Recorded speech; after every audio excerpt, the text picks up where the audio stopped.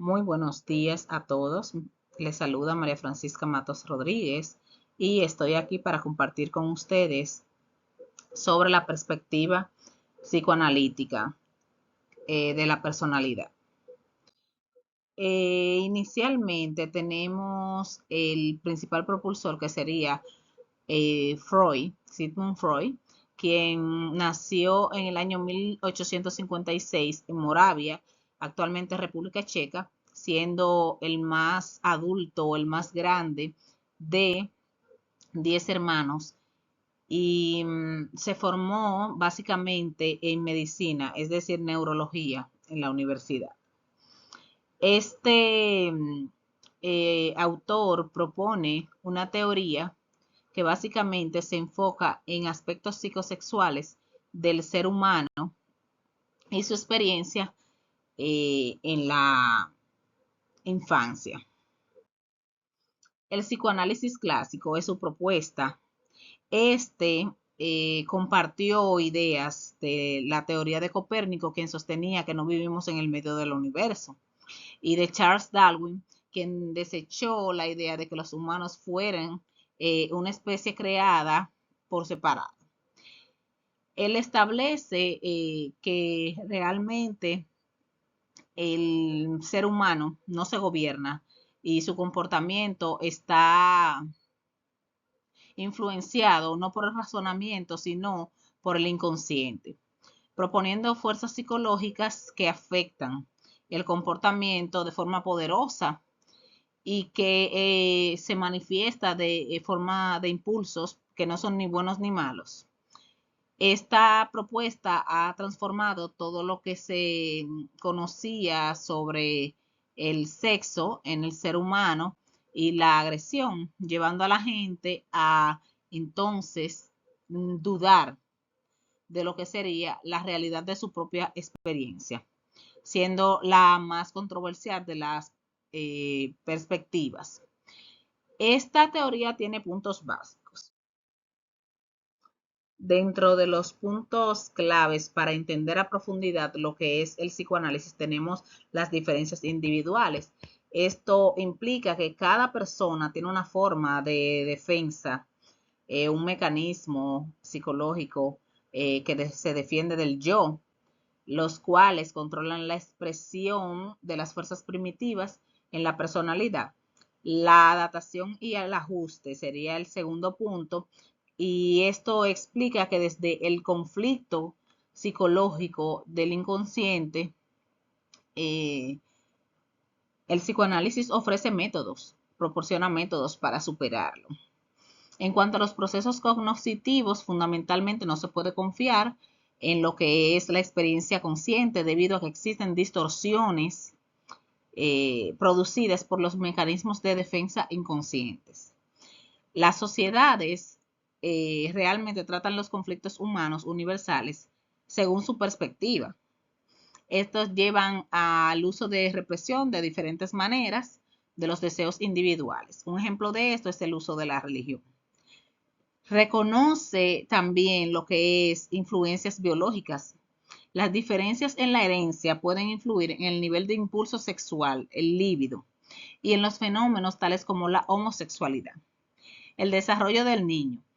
Anteriormente les había expuesto que esta teoría se basa en experiencias de la persona en su infancia para construir lo que sería la personalidad. Y partiendo de esto, las experiencias de los primeros años del individuo son fundamentales, siendo los conflictos psicosexuales, orales, anales y fálicos, especialmente edípicos, lo que centran todo esto. Y el desarrollo del adulto ya no tiene tanta relevancia, pues no cambia tanto la personalidad ya en la parte adulta.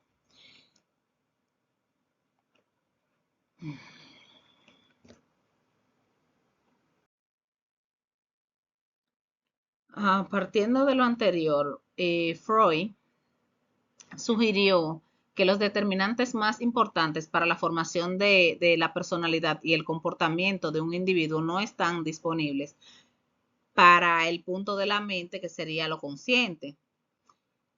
Por eso consideró lo que sería el determinismo psíquico.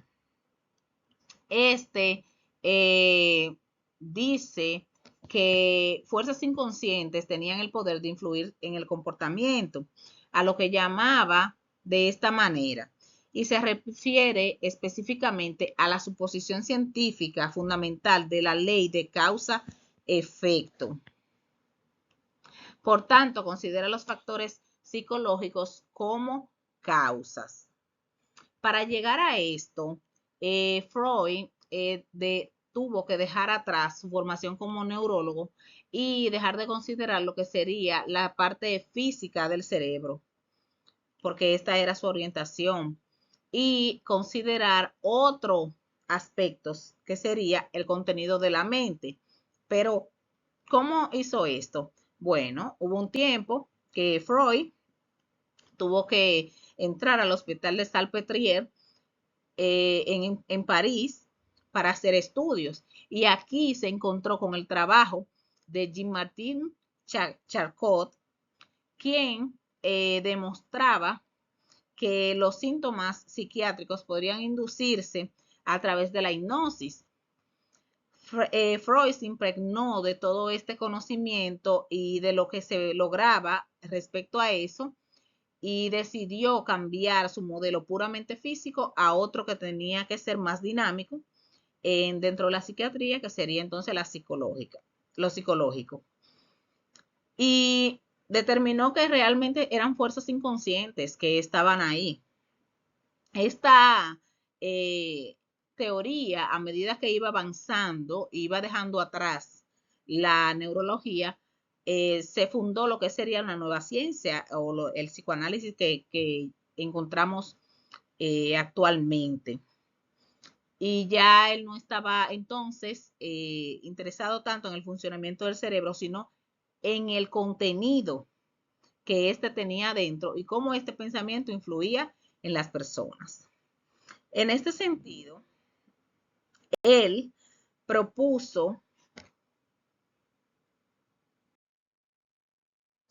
lo que se conocía como 3 niveles de conciencia y comparó la mente con un iceberg que flota sobre el agua.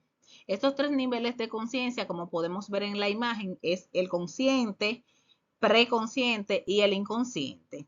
Entonces, la parte del consciente es la que está conectada con la realidad en tiempo y espacio. Es decir, las reglas que rigen esto. Además, nos identificamos con él. El preconsciente, entonces, es un poquito más profundo que, que el consciente, ya que el consciente constituye como la punta del iceberg y el preconsciente entonces sería un poquito más abajo. Se puede ver entonces desde la superficie del agua, si lo compararíamos con el iceberg, y a veces visibilizar levemente algo que está sumergido. Esta parte yace en aspectos que no se ven, pero que pueden llegar rápidamente a la mente si fuera necesario su uso. Es decir, cambia un pensamiento de uno a otro rápidamente. Ya para el inconsciente no pasa esto, porque se refiere a la parte más profunda del iceberg, es decir, aquella que está oculta totalmente para el hombre y que éste no tiene dominio sobre ese.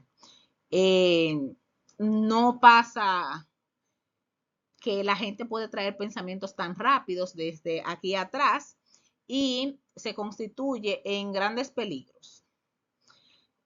Es decir, aquí puede ser recordado algo, pero como es tan doloroso o es tan traumático, se decide desechar de la memoria para no tenerlo disponible, pues hace daño.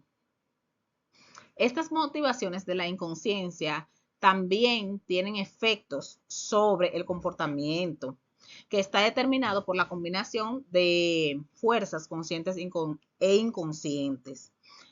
Con el uso de la conciencia, las acciones de las personas parecen comprensibles y racionales. Sin embargo, si fuera el inconsciente, entonces aquí entraría la irracionalidad de la persona.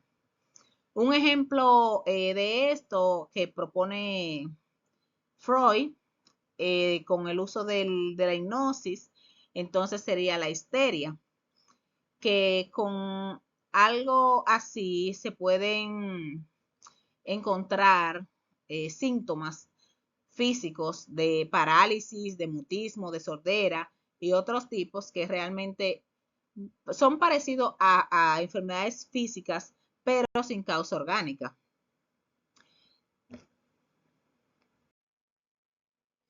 Para trabajar más a profundidad lo que sería el inconsciente, Freud consideró aspectos como el sueño, el humor y la psicosis.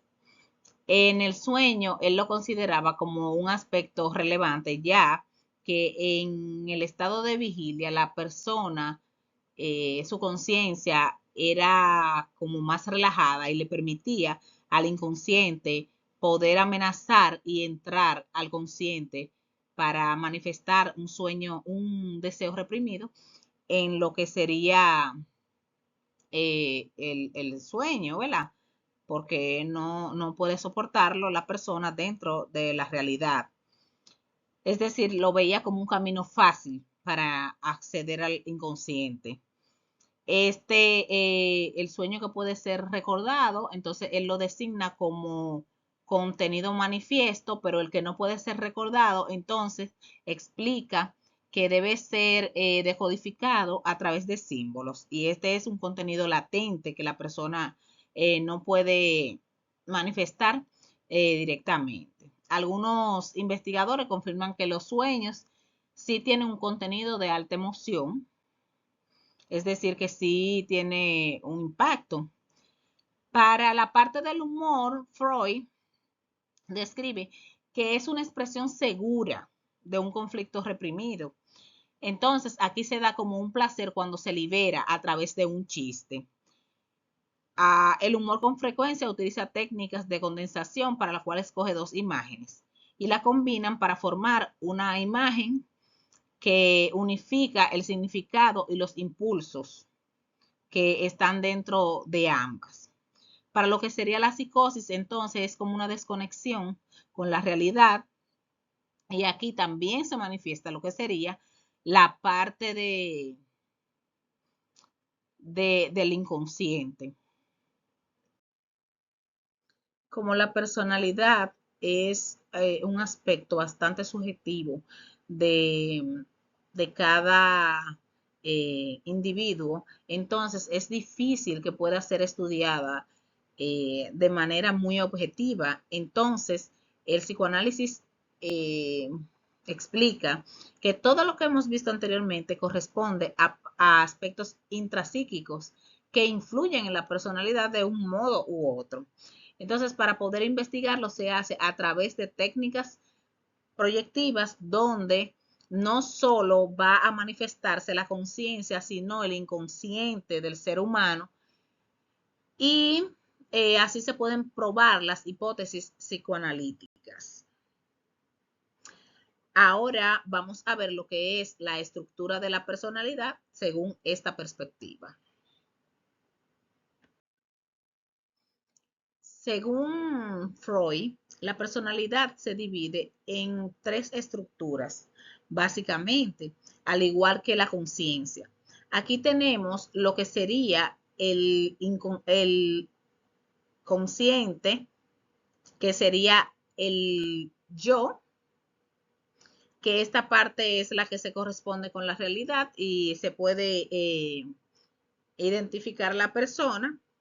Del otro lado tenemos el ello en la parte rosada, que aquí hubo un pequeño error, que pertenece a lo que sería el inconsciente de la persona.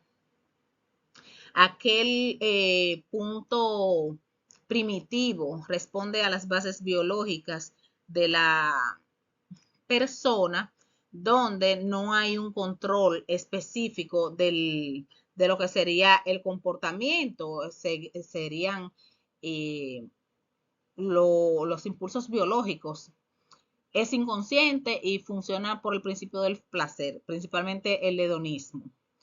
Freud lo señala como la fuente de la energía sexual, que sería el líbido, Y este líbido lo divide en dos partes, que sería la fuerza positiva o el eros y la fuerza negativa, el tánatos, que sería aquella que va más orientada a la destrucción, el suicidio, a no vivir, porque el eros es como abrazar la vida, amar la vida. Entonces, tiene diferentes características la parte del ello. Dice que tiene una fuente, que esos serían los procesos biológicos y que esto no va a cambiar realmente. Con el tiempo se dirige a otro tipo de inversiones como las relaciones interpersonales y el trabajo. El ímpetu es la fuerza o causalidad motivacional. Mientras yo necesito algo, mi ímpetu va a ser más alto. Después que ya yo lo consigo, entonces el ímpetu baja, o sea, esa energía va a bajar. La funcionalidad, que sería, la funcionalidad no, la finalidad, que sería la homeostasis, porque se supone que toda energía liberada al final busca volver el cuerpo al equilibrio normal. Un ejemplo de esto es cuando una gente tiene hambre, después que come, vuelve a su estado normal o un orgasmo. Y el objeto, que sería la parte a la que está dirigida, o sea, lo que la persona tiene o quiere, en este caso sería lo que quiere, a lo que está dirigido, sea al objeto o sea a la persona. Ello tiene un funcionamiento primario, como ya les expliqué, es ciego e inflexible. Por último, tenemos el super yo, que sería la parte de internacionalización de las reglas y normas que propone una sociedad y que el individuo asume. Es una parte eh, que puede retrasar la planificación, pero que permanece en el inconsciente más que todo, no es tanto como el yo. El yo permanece, puede esperar la gratificación y todo eso. El super yo permanece más en el inconsciente. Estas tres partes, que sería el ello, el yo y el super yo, pertenecen a la hipótesis estructural.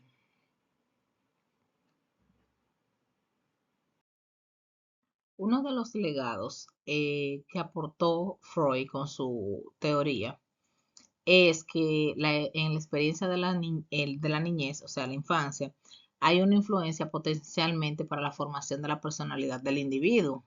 El desarrollo de la personalidad implica una serie de conflictos entre el individuo que quiere satisfacer sus instintos, sus impulsos, y eh, el mundo social, que sería la familia en este caso, quien restringe ese proceso.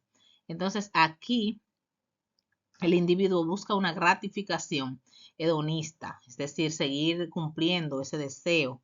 Entonces, las estrategias que utiliza para adaptarse constituyen la personalidad realmente. Desde esta perspectiva, Freud propone que las membranas mucosas del cuerpo podrían ser la fuente de la energía eh, psicosexual, o sea, las zonas erógenas, que sería el líbido de la persona. Estas zonas se encuentran, son centrales en diferentes momentos de la vida de la persona, es decir, que varían y se desarrolla a través de las mismas etapas psicosexuales para todos los individuos. Estas etapas son 5 y eh, se caracterizan cada una por sus principales aspectos y sus zonas. La primera es la fase oral, que va desde el nacimiento hasta el año aproximadamente. La zona erógena es la boca. Las actividades placenteras serían mamar, en el caso del niño, que sería la alimentación. Al principio la fase erótica sería pasivamente, es decir, recibe tragando lo bueno o escupiendo lo malo. Y la segunda etapa entonces sería sadismo moral, que se desarrolla un papel más activo, que aquí el niño entonces empieza a morder. Si se fija la primera etapa psicosexual, resulta que se desarrolla un tipo de personalidad de carácter oral, que tiene rasgos como son el optimismo, la pasividad y la dependencia. Se desarrolla lo que es la omnipotencia infantil y se tiene la percepción de que las necesidades son satisfechas a través de objetos amados. La segunda fase sería la anal, que pasa durante el segundo y el tercer año. El placer del niño aquí sería diferente de la parte del cuerpo anterior, que sería ahora el ano.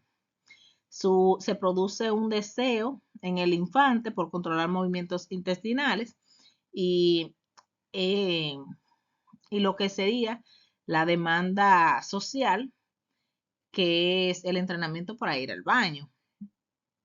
Al principio hay como un placer en retener las heces, la fase retentiva, y luego la experiencia de la defecación voluntaria, la fase expulsiva. Si hay una fijación en esta fase, el resultado podría ser conflictos continuos sobre los temas de control, retención y liberar las cosas. Tiene tres características esta fijación, que sería el sentido del orden, la parsimonia y la obstinación. Ahora pasamos a la tercera fase, que sería la fálica, que es de los 3 a los 5 años o un poco más tarde. La zona erógena, entonces sería la genital. En esta etapa, el deseo sexual del niño se expresa a través de la masturbación, la cual se acompaña de fantasías importantes y diferentes en los hombres y en las mujeres, es decir, su desarrollo es diferente. En el hombre se da el conflicto de Edipo, que sería amar a la madre y odiar al padre, pero con el miedo a que el miembro sea cortado, entonces ahí hay como una represión del instinto. Esta teoría, esta parte de la personalidad enfoca lo que es el falocentrismo, todo gira alrededor del pene. Y en el caso de la hembra, aquí se da el conflicto de Electra. Entonces las niñas aquí sienten un sentimiento de inferioridad porque no tienen un pene y se produce lo que sería la envidia del pene. Según la lista de las 5 etapas, las más importantes para que se desarrolle la personalidad sería la parte de las 3 primeras, es decir, la etapa oral, la etapa anal y la etapa fálica.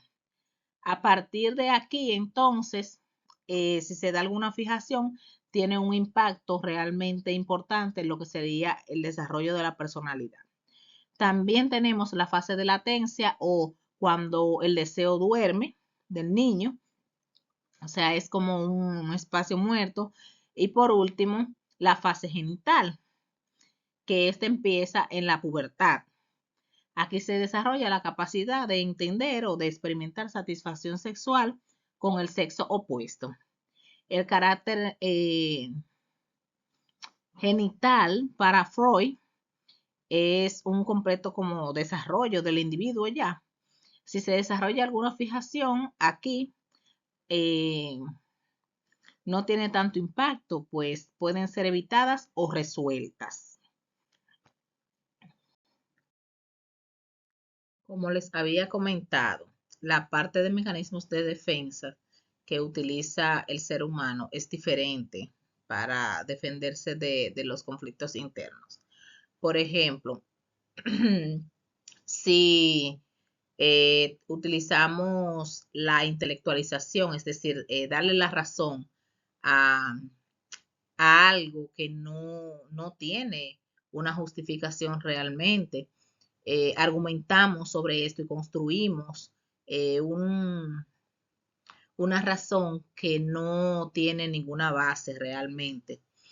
La parte del desplazamiento que no se ve aquí, esto sería que en vez de manifestar el instinto o el impulso en un objeto, entonces se desplaza a otro. Un ejemplo de esto sería que yo quiero golpear a mi padre, pero no puedo hacerlo, entonces yo voy a desplazarlo hacia mi hermano. Y la sublimación, que sería la forma ideal de manifestar un, un instinto, un impulso ya que es aceptado por la sociedad. Es decir, que cuando yo lo realizo, entonces no va a afectar a nadie. Como ya hemos dicho anteriormente, una de las bases de esta teoría sería que el psicoanálisis ofrece métodos para trabajar aquellos conflictos que se producen por los intereses del inconsciente y el consciente. Eh, el determinismo psíquico, bueno, se utiliza para descubrir las ideas inconscientes y aquellos conflictos del paciente. La técnica básica sería la asociación libre, es decir, dejar que el paciente hable lo que quiera, lo que tenga en la mente, lo que se le venga a la mente, que lo exprese y no interrumpir para darle alguna dirección a sus pensamientos. Al surgimiento de sentimientos, seguimientos enterrados del inconsciente se les llama catarsis. El tratamiento psicoanalítico produce introspección, esto es, el entendimiento de las motivaciones verdaderas o de aquel impulso que está dentro de la persona, los cuales son conflictos. Asimismo, se da la transferencia, es decir, que hay una relación, se implica una relación con el terapeuta con base de proyecciones inconscientes de la vida anterior. Ya para concluir, expreso esta postura de Sigmund Freud, donde dice que si entendiéramos completamente las razones del comportamiento de otras personas, todo tendría sentido. Sin embargo, esto no puede pasar porque hay aspectos inconscientes que el ser humano no se atreve a expresar ni quiere manifestar de manera grata, pues le hacen daño. Hasta aquí mi parte. Gracias por su atención.